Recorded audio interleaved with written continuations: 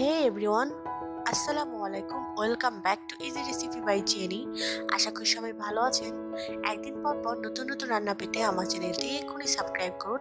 আমার চ্যানেলটি সাবস্ক্রাইব করতে নিচে লেখা লাল কালারের সাবস্ক্রাইব বাটনটি প্রেস করুন। লাইক, কমেন্ট, শেয়ার করে পাশে থাকুন। আজকে এপিসোডে আমি আপনাদেরকে দেখাবো দেশি মোরগ রান্না করার উপায়। দেশি মোরগ রান্না করতে কি কি লাগছে চলুন আমরা রান্নায় চলে যাই এবং দেশি মোরগটি রান্না কি করে করতে হয় আমরা দেখে আসি। প্রথমে কড়াইয়ে তেল দেওয়ার পর পেঁয়াজ দিয়ে ভেজে নিতে হবে। আমি আগে ব্লেন্ডিং করে রেখেছিলাম, সেই মশলাটা দিয়ে দিলাম। আমি এখানে যা যা ব্লেন্ডিং করে রেখেছি সেটা হচ্ছে পেঁয়াজ, রসুন, কাঁচামরিচ, এলাচ, লং, দারচিনি, গোলমরিচ, মেথি, রাঁধুনি, গোমরি, এগুলো একসাথে আমি ব্লেন্ডিং করে রেখেছি। একটা তেজপাতা দিয়ে দিচ্ছি। মশলাটা একটু ভালো করে কষিয়ে নিতে হবে।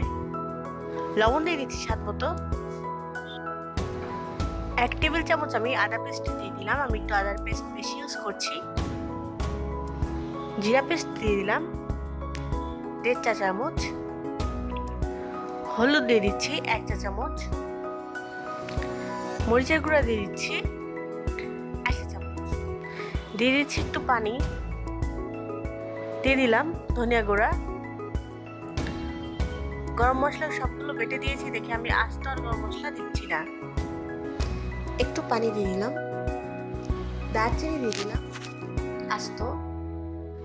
এই রান্নায় তেলটা একটু বেশি ইউজ করতে হবে।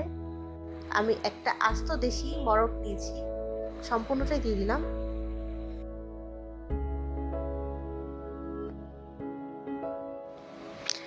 আমি এর মধ্যে স্পেশালিটি বলতে মেথি, গোমরি আর রাঁধুনি দিয়েছি। এগুলো দেওয়াতে রান্নার ফ্লেভারটা অনেক সুন্দর আসবে এবং এই তিনটি অবশ্যই দেওয়ার চেষ্টা করবেন।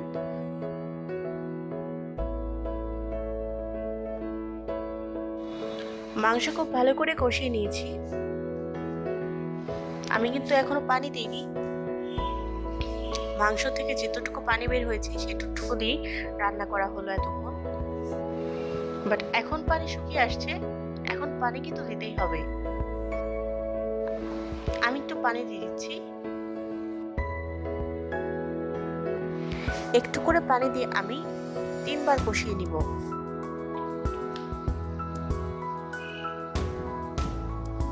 এর মধ্যে কিন্তু চুলার আঁচটা একদম জোরে দেওয়া থাকবে। বেশি আস্তে দিলে কিন্তু মাংসটা গলে যাবে এবং সেদ্ধ টাইপের হয়ে যাবে। সো চুলার আঁচটা অনেক জোরে দিতে হবে। দেখুন আমি আবার পানি দিয়ে দিয়েছি। এই রান্না আমি একটু ঝোল রাখবো, যেহেতু দেশি মুরগি একটু ঝোল রাখাই যেতে পারে। দেখুন ঝোলটা অনেকটাই শুকিয়ে গিয়েছে। এর মাঝে কিন্তু আমি অলরেডি 3 বার একটু একটু করে পানি দিয়ে কষিয়ে নিয়েছি। দেখুন কমপ্লিট হয়ে গিয়েছে। আমি চুলার আঁচটা বন্ধ করে দিলাম। অনেক সুন্দর উপরে তেল উঠে এসেছে এবং দেখতে এবং খেতে কিন্তু অনেক টেস্ট হয়েছে। এভাবে ঝোল করে রাখলে রান্না করলে অনেক টেস্টি লাগে। তৈরি হয়ে গেল আমার খুব ইজি রান্না, দেশি মুরগির রান্না। আশা করি এভাবে সবাই রান্না করবেন। দেখুন উপরে একটি তেলের প্রলেপ পড়েছে, এটি অনেক টেস্টি হয়েছে, দেখতে অনেক ভালো লাগছে। আশা করি আপনার বাসায় ট্রাই করবেন। এই রান্নার বিশেষত্বই 3টি মশলা যেটি আমি বেটে দিয়েছি।